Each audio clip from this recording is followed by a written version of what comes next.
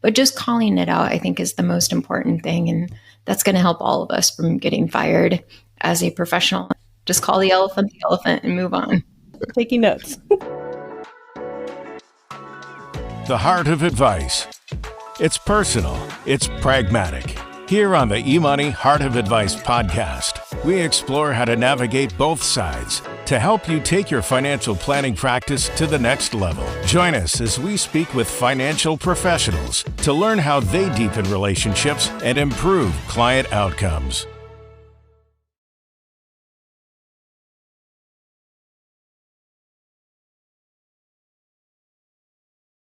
Welcome to the eMoney Heart of Advice podcast. In each episode, you'll hear eMoney experts talk with real advisors and researchers about planning for their clients. eMoney is a market-leading provider of financial planning solutions, and we are trying to do our part to help empower financial planners to help deepen relationships and help people talk about money, starting with this podcast. I'm Connor Sung, certified financial planner and director of eMoney's financial planning group, where I help clients build successful practices and deepen client relationships. And I'm Seisha Gramsitter. I'm a senior financial planning education consultant with eMoney, where I support our company's financial planning education programs. So today on the podcast, we have not one, but two esteemed guests. So please let me introduce to you first, Dr. Sonia Lueder. Dr. Sonia Lueder is a certified financial planner. She's also a licensed marriage and family therapist. She conducts research on the relational dynamics of financial planning. She's also the director of financial health and wellness and master's program at Texas Tech University, and the owner of Enlight, a research and training consultancy firm. On the other side, we have Dr. Michael Kotakota. He's a certified financial planner as well. He's the CEO of Wolfbridge Wealth. He conducts research on financial planning outcomes and a lecturer at Columbia University. So, Sonia and Mike, we are so excited to have you on. Could you just introduce yourselves and tell everyone a little bit about how you got here and what your focus is on and what you love to do today? Sure. I'll start. Thanks, Seisha and Connor. This is really fun to be with you, and it's great to have 4 people on the podcast. So I got into this area by accident, which is very common with everybody else. But essentially, I went into therapy after studying personal financial planning, thinking I had no idea what I was going to talk about with couples if they started fighting or crying in my office. So that's how I got into the therapy side of things, but that opened up a whole new window that I was not prepared for in terms of other issues that were going on for couples in particular and families in general, and really just thinking through the commonalities among all of the things that families are struggling with. And that's really led me on a current pathway of identifying core values and how this is influencing how couples and families interact with each other within the same generation and then across generations. And this more broadly feeds into the area of financial health and wellness. So it's really fun to lead that curriculum at Texas Tech University and help financial planners understand how to apply this in practice. And if you cannot see the video that we are recording, we're getting lots of guns up from Seisha over there with Texas Tech. So go ahead and throw your guns up if you're affiliated in some way. Mike, we'd love to hear from you. I'll go. Yes. I guess next and last. So I don't have an affiliation with Texas Tech other than I know Seisha and Sonia. You can do guns up anyway. It's all right. Why not? I actually got into the therapy side and the heart of advice from working with couples going through divorce. Specifically, most of my training in that area had to do with a lot of nonviolent communication, using the getting to yes negotiation model to facilitate getting to a resolution. So it's less on the side of, an intact marriage where people are trying to, resolve differences, but more on the side of how do you move forward as your family evolves to this separate sort of lifestyle. I've been doing that for about 20 years. And it is certainly a learning experience where you emotionally engage with clients and you deal with the crying that occurs in the room and the little bit of the yelling and the arguments too. So you get to see what works, what doesn't work. It's how I've grown my practice and how I work with most people. Well, like I said, we're excited to have both of you on. I know when we were having this discussion about bringing Dr. Michael Kotakota on, he actually suggested that Dr. Luder come on with him as well, because they have very similar research interests, but they're also very separate. So I think that's what we're going to dive into today, and I'm pretty excited about that. Yeah, just to start us off, some of the eMoney research will prove that very few financial advisors actually feel comfortable having any real difficult topic discussions outside of their subject matter expertise, which is more around what I'd say traditional financial planning. That number is 8% of financial advisors said that they felt comfortable dealing with many of these topics, one of which is conflict inside of the household. And ultimately, those clients, it's 1 in 5 couples that are saying that money is the biggest relationship challenge that they have inside the household. We cover quite a bit of that in eMoney's Candid Conversations guide, but obviously I'd love to jump in there. And Sonia, why is it, do you think, that so many couples, even ones that have resources, knowledge, experience, maybe some actual building of their own plans or investments, do you have any insights or conclusions from your research that kind of shows why? I love the research that you all have that's coming out. And I'll also say that some of it's not new. We knew this information before. So 15 years ago is really when I started this research track of why is it that couples are arguing about money and what's the influence this is having on their relationships. And what I found, this has been my most interesting research finding to date, is that the amount that a couple argues about money early in their relationship is more predictive of relationship satisfaction down the road than an increase in arguments or how frequently they're arguing about money down the road. And I think that is extremely telling to everything that you're saying, is that if we can't get on the same page in those early years, it's going to continue to compound over the years, over the decades, and only get worse and worse as time goes by. And why is that the case? I think it's very clearly a reflection of values and how we're spending our money. I love what you said, Connor, with resources being more broad than money, because there's a lot of ways that we can look at those resources and how we're spending our time and contributing to the household financial situation. Another one of the really impactful research findings, I think, given my situation, hopefully other people can relate to this as well, is that even today in 2024, when a woman makes more than her husband, there is an increase in arguments about money. And then furthermore, it is wild. And when a woman makes more than her husband, she actually contributes more to household labor than the husband. So in terms of those resources, we're looking at presumably some sort of gender dynamic going on, right? That when the woman's making more than her husband, they're increasing their arguments about money, maybe because of this misalignment with what they were expecting in that relationship. But then it also seems to go pointing the finger at the female a bit in this situation, that if she's making more, she's also maybe feeling guilty about that, and therefore doing even more household work than what you would predict from a purely economical standpoint of time constraints and who can make more in the market versus who can specialize in the household. So I think there's a lot of really interesting things going on there. And if we don't have those conversations early in our relationship of what is our financial situation like right now? What are our time constraints right now? And what if that changes over time? Are we going to switch up how we think about our situation? And how do we know when to do that? So all of this comes back around to, we've got to have the money conversations. And it's such a hard conversation to have. Clearly, we're all working professionals and we're tired at the end of the day. We were just talking earlier about Mondays are not a good day to record podcasts because we're coming off of the weekend and whatnot.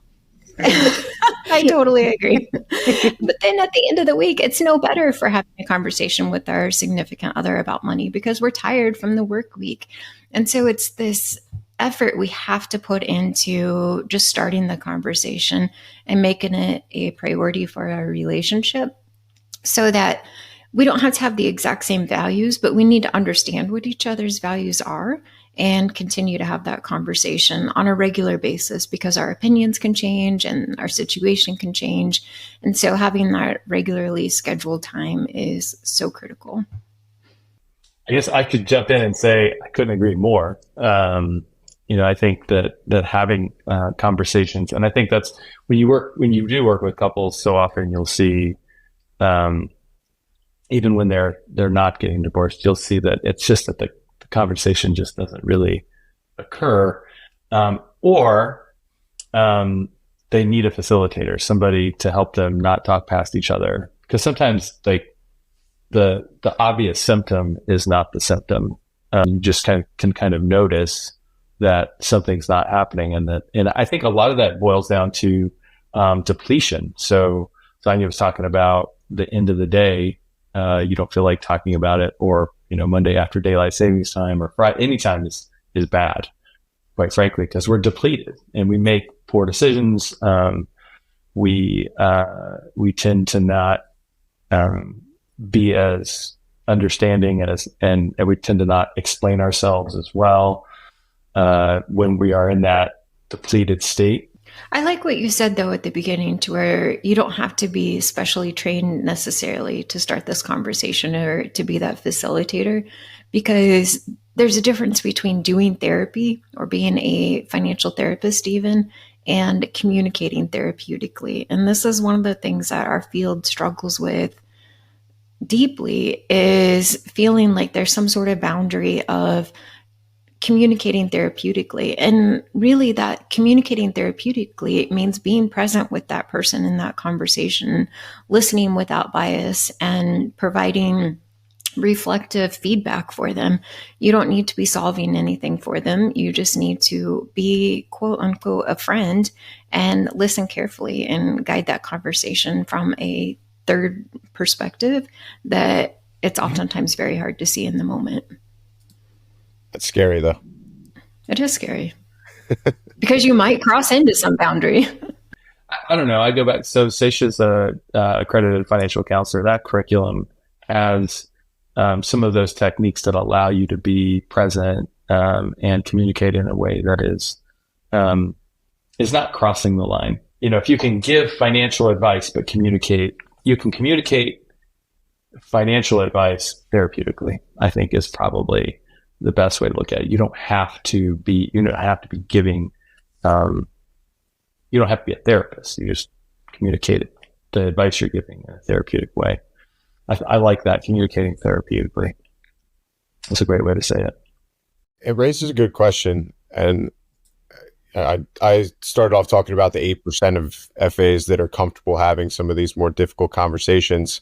So clearly it's not, it's not a strong suit for most. And they're shying away from it, regardless of what I think a lot are scared of what could happen if they ask some of these questions, or where they'll head outside of where they feel comfortable. Maybe they're in their own financial lives or in just their own lives in general. Mike, with both, financial psychology has been incorporated into a whole bunch of curriculum, right? Most notably, most recently into the CFP curriculum. Like, how do you think we start to change the next generation of financial planners by creating this foundation of training them with financial psychology? Well, I think the next generation they're probably already primed for that. These younger generations tend to be a little bit more open with their emotions. They tend to be, more available. They're thinking about, how other people feel. When they have conversations, they tend to be a little bit more thoughtful about those sorts of things. So hopefully, it'll be a natural progression. They'll just kind of fit right into it. The other thing I think, as faculty members, we need to be making sure that, psychology of financial planning is not a subject area. It permeates all of the profession. Yeah. And so it's not just like you're going to learn this and then that's one aspect. It's not, it's in everything. And I think if you are, if you're an instructor, it's incumbent upon you to reiterate these points. And one of the things that I always tell students is, I talk about it usually in the context of the potential for high pay. This can be a very highly paid profession, but I tell people they have to be technically competent. And technical competence can also include, making sure you understand the psychology of financial planning. You need to be emotionally intelligent. You need to be able to read your clients. You need to be able to communicate to them, and you need to be able to help them with their emotions. So those are already that I just added something that we haven't been doing for the last 50 years, or at least 92% of people haven't been doing for the last 50 years. And then you also have to be able to communicate your value, because this isn't a field where it's known that you need this, right? That people need this sort of help. And so those are three very difficult things. And in many cases are highly paid just individually. And the very fact that you have to, as a financial planner, you have to be able to do all three. I mean, that's what it means to be. And so I think, impressing upon the next generation the importance of these tasks, I think is a big part of how we change the profession for the better. I don't disagree that the next generation is more prepared, but I would give some credit also to maybe some of the more mature or long-term financial planners, because at Texas Tech, within the curriculum, there's a fair number of people who have been practicing for 20 or 30 years and feel like they're missing something, and they found their way into health and wellness or psychology of financial planning or financial therapy. We know, Ron Sages, for example. I mean, I think there's plenty of people who are older who have this mindset of, they know this is missing. And some people are doing these things naturally and they just don't know, they haven't figured out a way to formalize it. They've had to learn. I mean, I was one of those people who thought, well, you only needed to know this number stuff. That's all you needed to know. You didn't need to know anything else.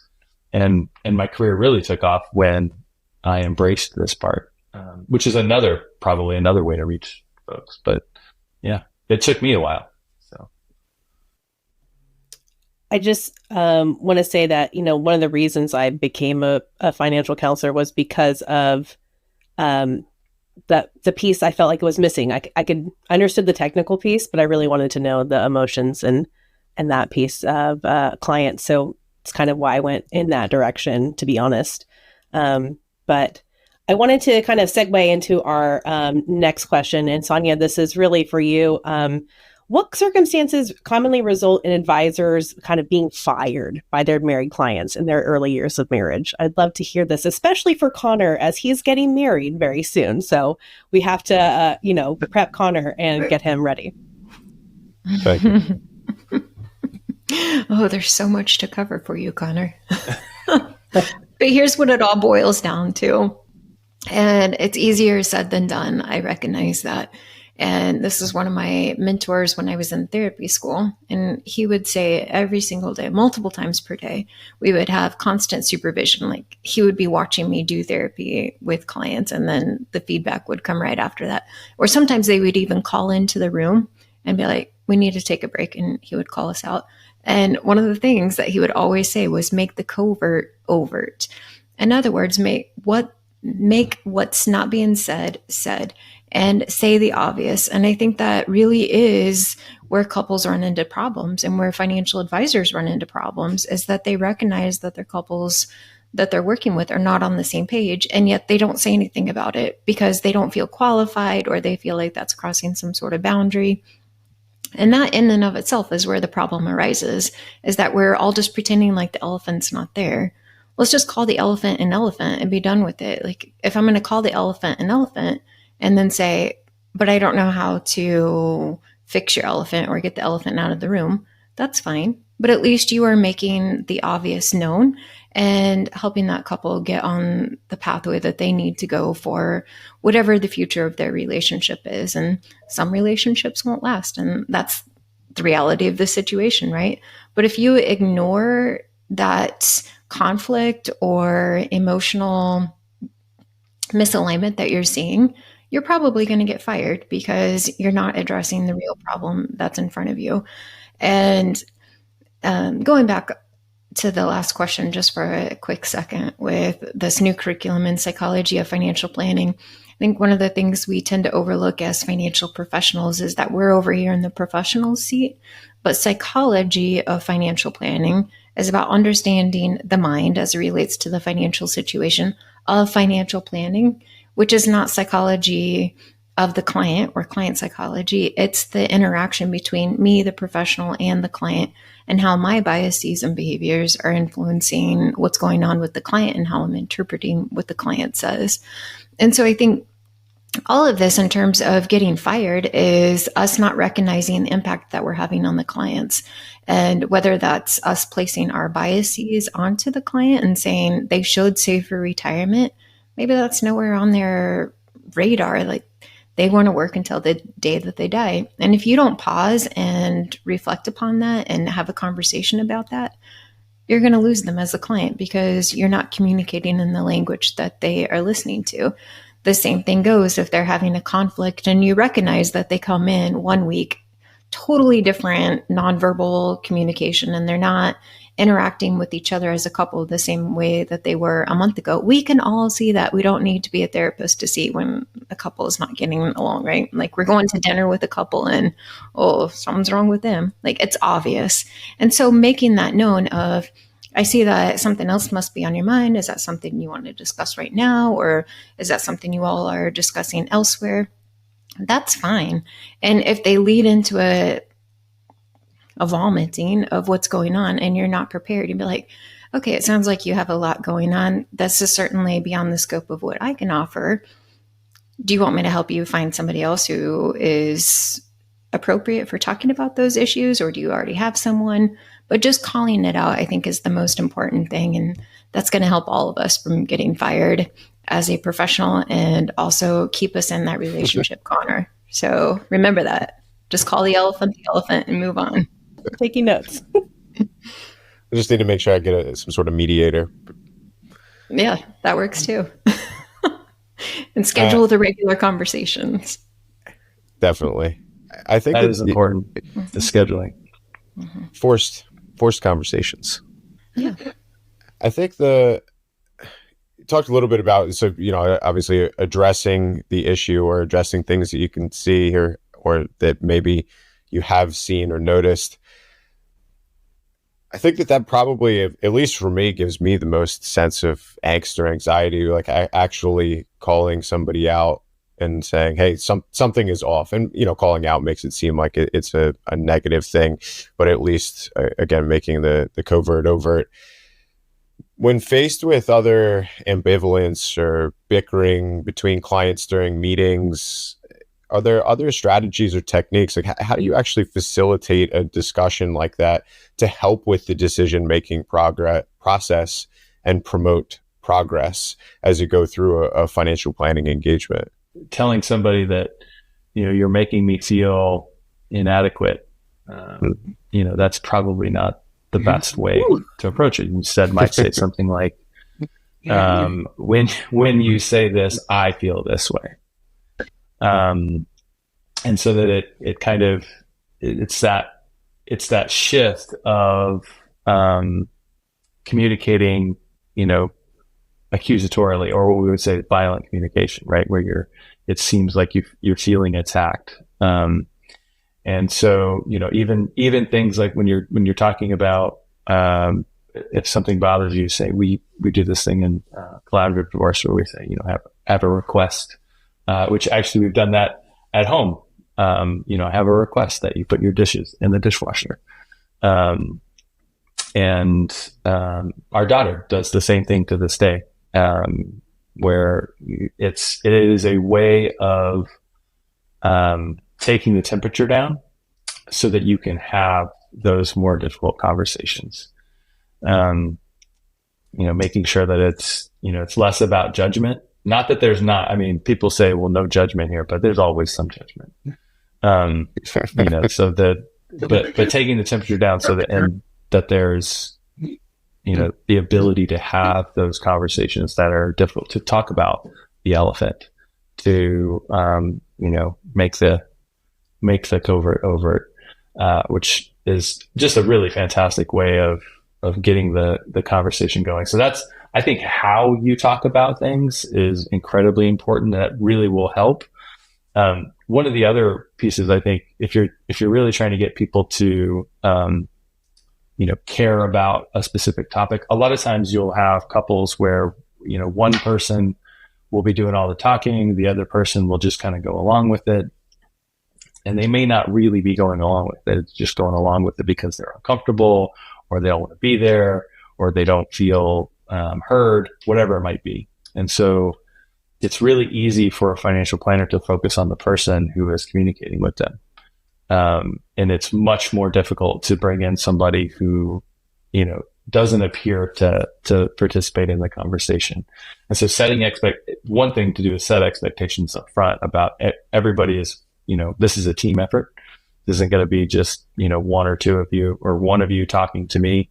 It's not going to be just me talking. It's going to be all of us having a conversation, and then including that person, especially as you start to feel the balance shift. Because the balance, it's not that people notice. It's just that they choose not to, financial planners will choose not to try to rebalance that. And it's really important to make sure that the other person is heard. And I can tell you, it's actually pretty easy in divorce because, people will say something at that point. So you learn to balance pretty quickly. But I think being able to make sure that that person is included. And so, it might be that you're speaking, you're using jargon, which turns off, a lot of people.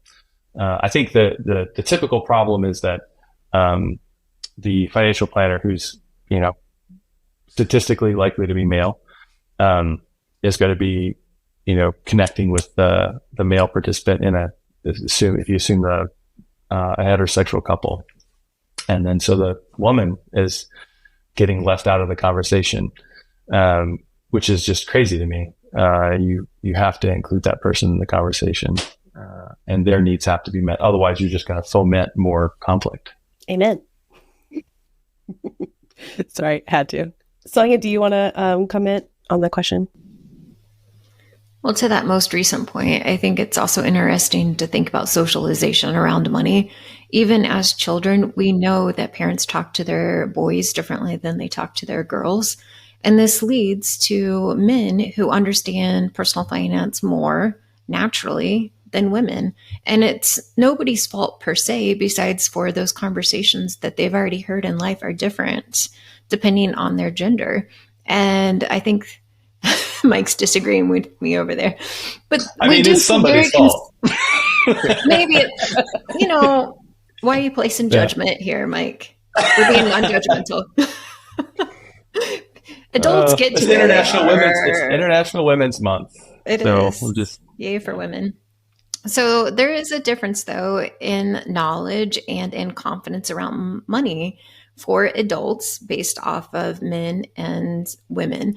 And I think it behooves us to not think about those socialization aspects and to encourage women to gain more confidence in personal financial matters. And this means communicating with them differently. And maybe there's a newsletter that goes out just to your female clients, or that's geared more towards women-oriented conversations, and really just helping them build some of that confidence that they maybe missed out on as children or didn't get as much of when they were children.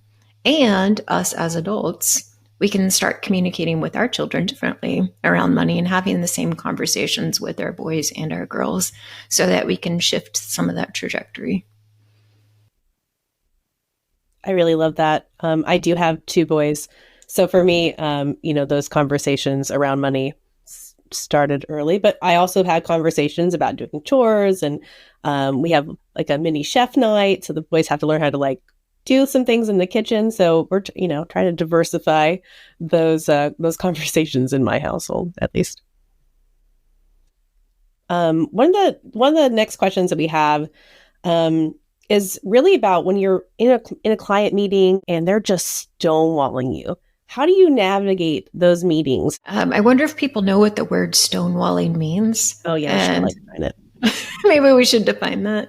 I am a classic stonewaller. So when I am angry, I will shut you out and I am not going to communicate with you. And I'll show up physically, but mentally I'm not there and I don't want to engage in conversation. This is very common with couples to have one person who is just wanting to get it all out and the other person who's running away from that conversation. And so if you're sitting there and you've got the stonewaller client and then the really talkative client, it's easy to talk with the talkative client and ignore the stonewaller. They don't want to engage you. So let's just leave them be. And in fact, that's the exact opposite thing to do. So step one, make the covert overt and ask them what it is that's going on. And if they would like to express some of their frustrations or what's on their minds. The other thing that I think is really helpful when you're dealing with stonewalling is to give people alternative ways of communication. And we have ample opportunities now with the way that we interact with our clients digitally and allowing them to submit information electronically before the meeting. So ask them for like responses to 5 questions, and then you can be the talker for them during that session because that's going to give them the space to really think about what's on their mind and put that down on paper and in words. And so even if they don't feel like talking about it in that moment, at least you have some of the things that are going on in their mind that you can reference. We can do this through chat functions if we're using something like a video conferencing system to meet with our clients. Maybe they don't want to talk out loud, but they're willing to put a quick response in a chat. Or if you put up a poll or something like that, this is going to require more work on your part. But allowing them to communicate in different ways, I think is really helpful, and allowing them the space to think and then respond later. And let's say you do all of that and they're still refusing to provide input. That's quite possible with a really extreme stonewaller. Mm-hmm. Not saying that I can relate, but maybe I can. And then what you can do is you can start talking for the stonewaller and be like, well, it seems like Sonia really feels this way about this. And then you start making a plan based off of that. And if I don't agree with you, I will stop you. And so I think that's a really nice strategy, is just to start talking for the stonewaller and putting their name in the sentence. And if they agree, then they'll let you continue on. But then you could be really extreme and put something that you know they will disagree with, and then they will respond and correct you. Yeah, I like that tactic. That's a good way to get people talking who just really don't want to talk. If you put something really incorrect in there, it sounds like you're saying, or it sounds like you're saying X is a really effective way to get that going. Mm-hmm. Absolutely. I mean, you touched on it a little bit in there, Sonia, as far as different ways to facilitate discussions. In that example, specific to stonewalling behavior, but you got a little bit towards additional resources, and obviously, eMoney being a technology company is near and dear to at least to our hearts. But Mike, as a user of eMoney specifically, and I'd ask just more broadly, from a technology and just from a facilitation standpoint, how can you use stuff like financial planning tech to help get couples on the same page? Well, one thing is, especially when you've got technology with great visuals, which eMoney has a ton of great visuals, you can, people are both seeing the same thing, but you can also have conversations to make sure they're seeing the same thing. Walking through an explanation of what a balance sheet looks like, or what the cash flows look like over time. And then just sometimes what I'll do is I'll throw, talking about putting something in error, sometimes I'll throw errors in so that it will facilitate a conversation about a particular thing, particularly if it sounds like there may have been some conflict around that topic. You know, whether it's like a retirement account or, you know, somebody, you know, wanting to get a second home. So whether you're looking at, you know, the purchase of a second home or something, like what does that look like and how does that affect things? So putting errors in there usually will help. You know, so maybe somebody said they were looking at a, you know, $200,000, you know, mountain condo, and then you just put in like $500,000 one. That will create making the covert overt. Well, that is making the overt. That is falsifying the overt. But what it will do is it will create that conversation. And if you can not be afraid of making mistakes, because a lot of people don't want to make any mistakes, but like that is an obvious, you know, sort of mistake. I don't tell them that I'm doing it on purpose, but that's one way. I do think also just having the portal where everybody can, you know, people can, you know, check and see what's going on. It will trigger conversations often. We're really excited, obviously, about the new client portal that just released. I'm sure, Mike, that you've already seen it already, and the new features for clients to basically, you know, go through it. And it's a little more intuitive. It's a little more modern looking. I was actually doing a screen share with a client last week when, you know, hey, this looks different. Well, they just changed it. So you did. Yeah. Good feedback. But she seemed pretty excited about it. I don't know how much that was me or how much that was the technology. For the purposes of this podcast, we'll say it's technology. Thanks. Sonia, I was listening to you on another podcast recently, and it actually made me want to go figure out what my values were. And my husband's also a financial planner. So I was like, hey, go do this real quick, because I don't know if we've ever talked about our values. And so I just wanted to know how you help facilitate alignment on your core goals when you're working with couples. I would love to hear, mostly for my sake and Connor's sake, but just for like hearing about values and how to make that alignment happen. Yeah, if you ask a person what their core values are, some people can rattle them off very quickly. They know the things that are most important to them: family, exercise, philanthropy, whatever. Some people, they'll just give you a blank stare. And those are the ones that are really challenging, because we got to start from the beginning and really identify, well, what is it that gives you meaning and purpose? And probably in the podcast, I was talking about my book called A Couple's Guide to Love and Money. And within that, there's an exercise where you go through and you, out of a pretty exhaustive list, circle the 10 things that are most important to you from this list. And then it narrows down to 5, and then it narrows down to 3.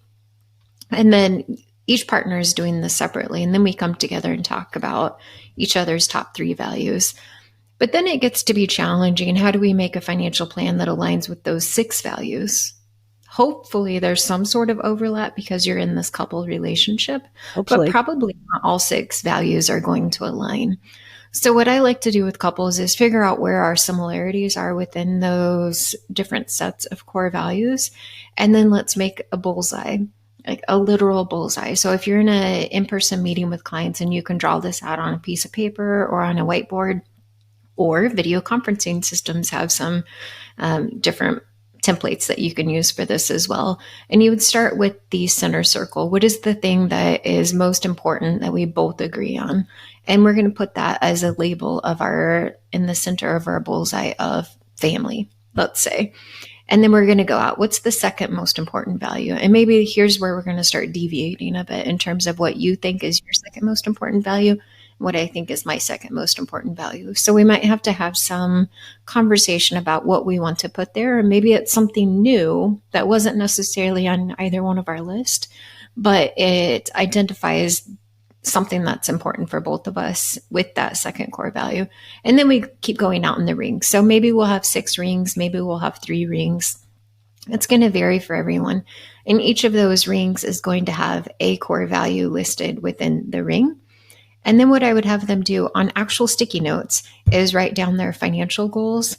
And again, you can do this digitally with different templates that are out there. And then we would write down whatever it is that their goals are. So maybe it's buy a new house. And then we're going to put that sticky note on the ring of the bullseye that identifies with the value. And if we can't identify where that financial goal aligns with one of those values, it doesn't line up very neatly with any of the rings, we'll still put it on the piece of paper, but it's going to be outside of the rings, and we'll come back to it. And this really allows a couple to get on the same page of why it is that they're doing the things that they're doing with their money. If it's not something that aligns with my values, it's on the page, but it's not within the rings. Let's reprioritize, and maybe we can still work towards that goal, but let's address some of these other goals first and foremost. And I think it's a really nice visual aid when new ideas pop up, like whatever the newest fad is. Let's say your friends are into cryptocurrency and they're talking about it at the dinner party.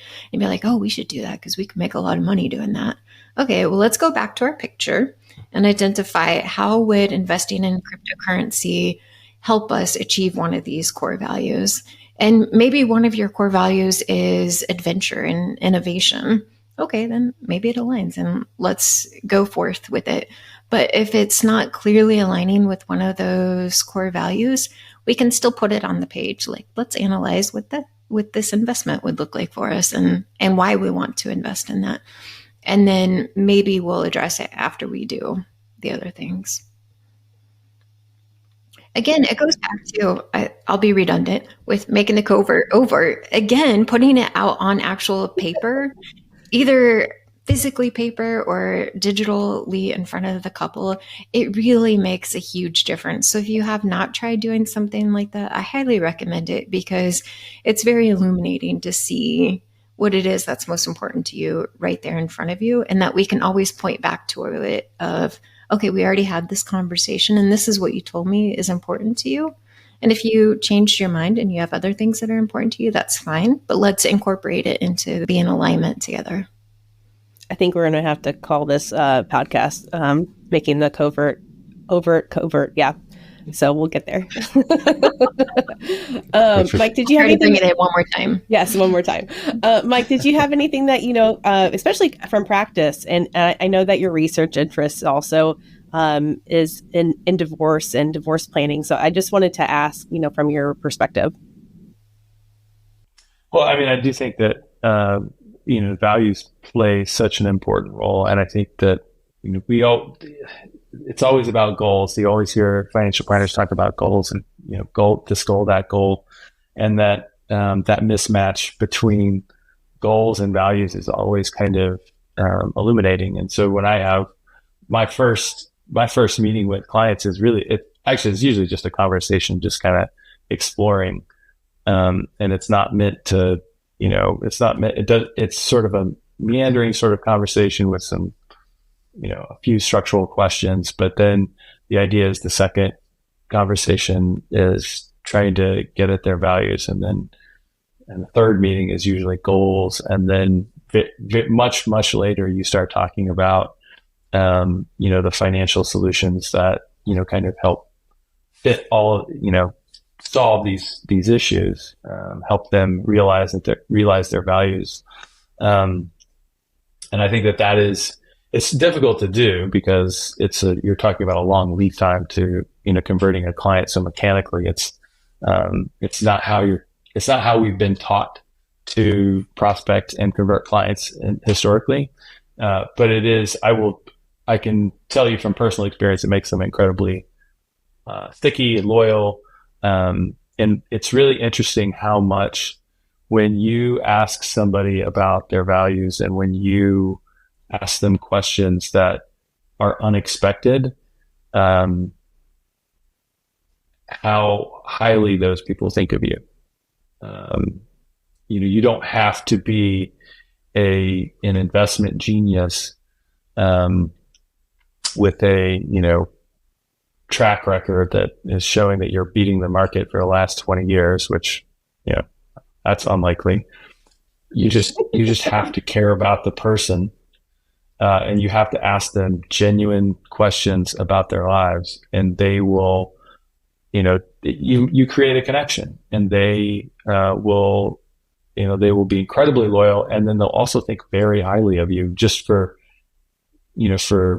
thinking of those questions. So I don't think that it's, if you're thinking long term and you want to be in this business long term, then that's the way to do it.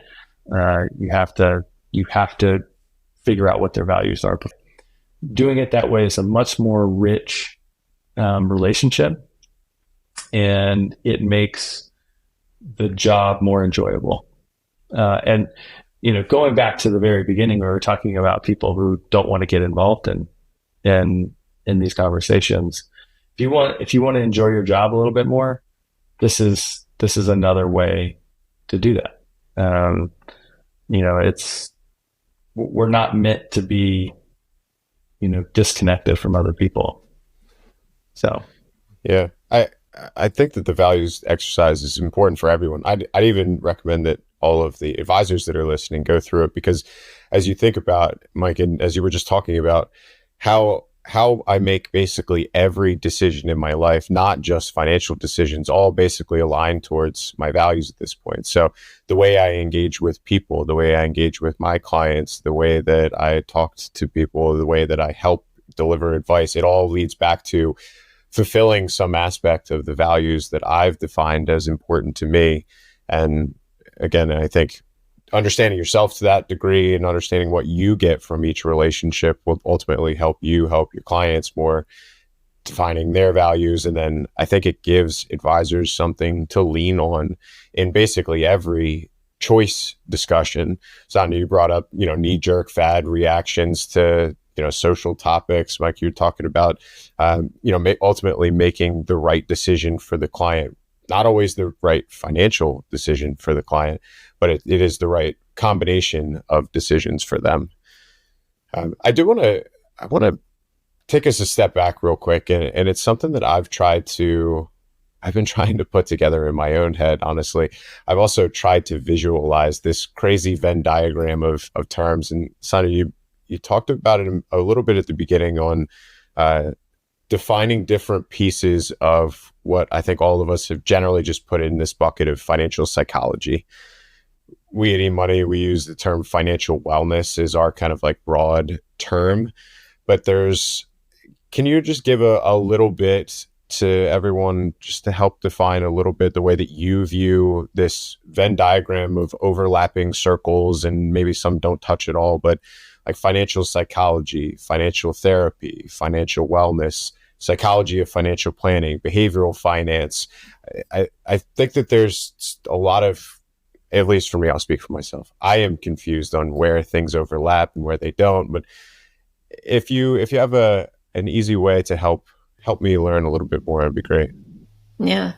You can actually look at what the meanings of some of these roots are. So psychology, study of the mind. And that's different from the root thera, which means to treat. And that in and of itself, we can kind of put two different buckets there. Anything psychology is, we just want to understand it. We don't need to do anything about it. We're just trying to figure it out. And anything therapy related, we're actually trying to do something about it. So there is some overlap there, because to do something, you need to understand a bit about it. So there's an overlap between anything psychology and then the therapy side of things. But then we look into, there's a lot of psychology. The CFP board has two different books with psychology in the name, client psychology and then psychology of financial planning. And I think that's a really huge differentiation, but we tend to use them interchangeably, to where client psychology is really pointing at what's wrong with the client. And I need to understand the client's mind as it relates to their situation.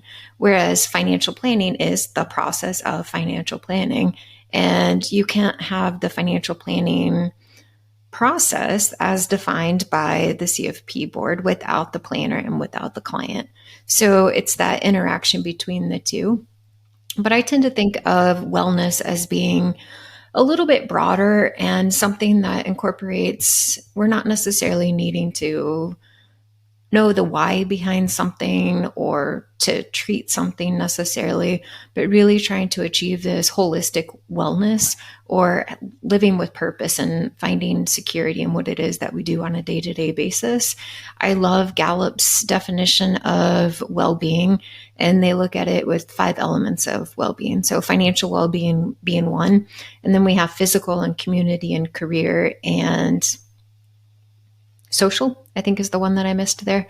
And you can't have financial well-being if we're not doing well in our relationships. And that doesn't necessarily mean my partner or my spouse. That could mean my relationship with my children or my relationship with my parents. And I can't be happy in my job. I can't have career well-being if I'm suffering from a financial well-being perspective, because maybe I'm going to work just for the sake of the paycheck without really having that fulfillment with the work. And so it's really taking a step out of what is it that I'm doing and why am I doing it and what brings me happiness. I was on a podcast a while back, and the host was talking about humankind and what that means. And I don't know that I didn't fact check this, but it sounded good. Humankind, Kind, is we are as humans designed to be kind. And I think that's what wellness is really all about, is finding kindness and happiness in all of those areas of our life. And it's not finding pathology or trying to fix anything. It's just being happy with where we are in those different areas. So you put me on the spot there, Connor, but that's my brief definition and where they overlap. I think the broader understanding, at least as far as when we're talking about financial planners, people who the people who use your product, those are financial planners. They need to be they need to know the psychology of financial planning, which means they need to understand what's going on in these various topics. They don't necessarily need to do therapy, but maybe they do need to, help, change behavior. So that may be something that's important to them. So I think that it's just it would be helpful if somebody came up with a rule book or something that everybody could follow and say that these are the terms and this is how they apply. But then you're going to get all the people who say, well, I disagree. So it's challenging. But I do think we'll work it out. It can be a little anxiety inducing when trying to figure out what those different terms are. I would say if you stick to the psychology of financial planning, understanding what's going on and in your role in the client planner relationship, that's really where you should focus. Don't try to be a behavioral finance expert. Don't try to be a financial therapist unless you want to be one. Don't try to do those things. Just understand your role in that process. And I think that's great. And that would be kind of fun to have a definitional cheat sheet. But in the end, it doesn't really matter, as you said. And I forgot to mention the behavioral finance, and that's largely targeted towards clients are not rational enough to make decisions on their own. So let's design something to put in place to help them make the more rational decision. And the thing with all of these different areas is there's a time and place for all of them. We need all of it. So they can all go into the same plan or into the same conversation. Because there's a need for behavioral finance and there's a need for psychology of financial planning. There's a need for client psychology and financial therapy. So I don't know that any one is more superior than the other. It's just understanding when to apply them in various scenarios. And when people ask me to come speak about behavioral finance, I'll say, sure, but I'm going to span it out a little bit broader and talk about psychology of financial planning. And I'll talk about how behavioral finance is a part of that, but it's not the solution for everything.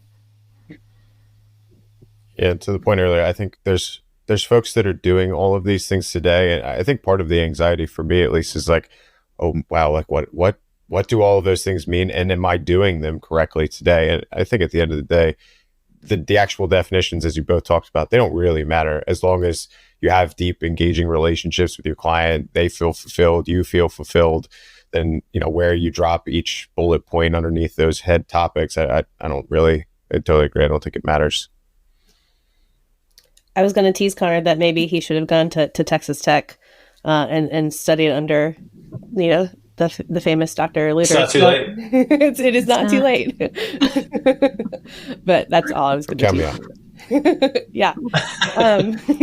So as we get toward, the end of the podcast, we ask all of our podcast guests the same question. And then you guys can kind of, I guess, rumble over who goes first.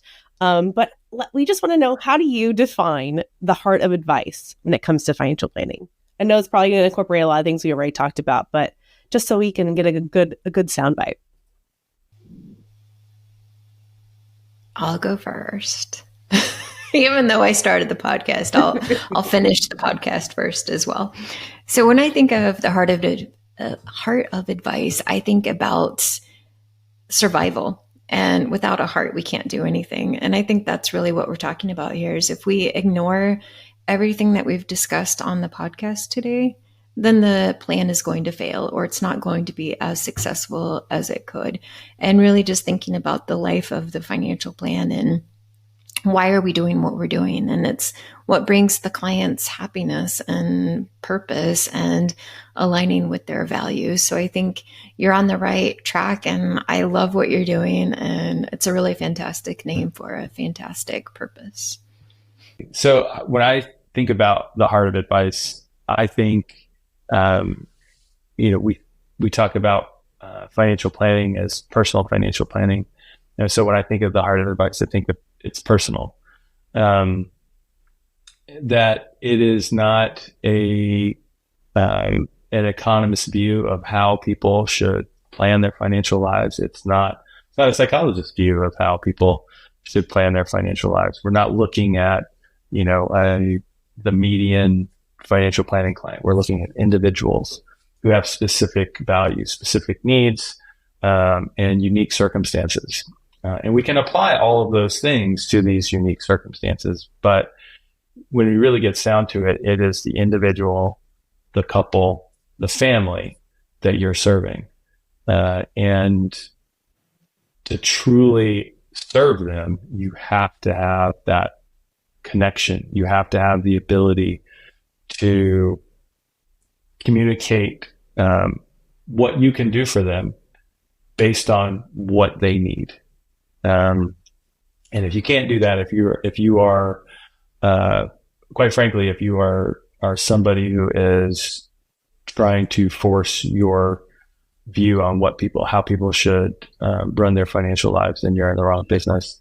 I think the heart of advice is the right way to think about personal financial planning. Thank you. We think so too. So that's why we're doing this podcast. Well, we appreciate y'all's time. Thank you so much for sharing all of your insights, experience, guidance, some facilitation techniques, and I guess most of all, I'll leave it with make sure that you bring the Covert to becoming the Overt. And thanks for bringing it back in there one more time. Had to. Thank you so much for joining us and chatting. It was fun. Thank you. Till next time. The Heart of Advice podcast is produced by eMoney Advisor, a leading provider of technology solutions and services that help people talk about money.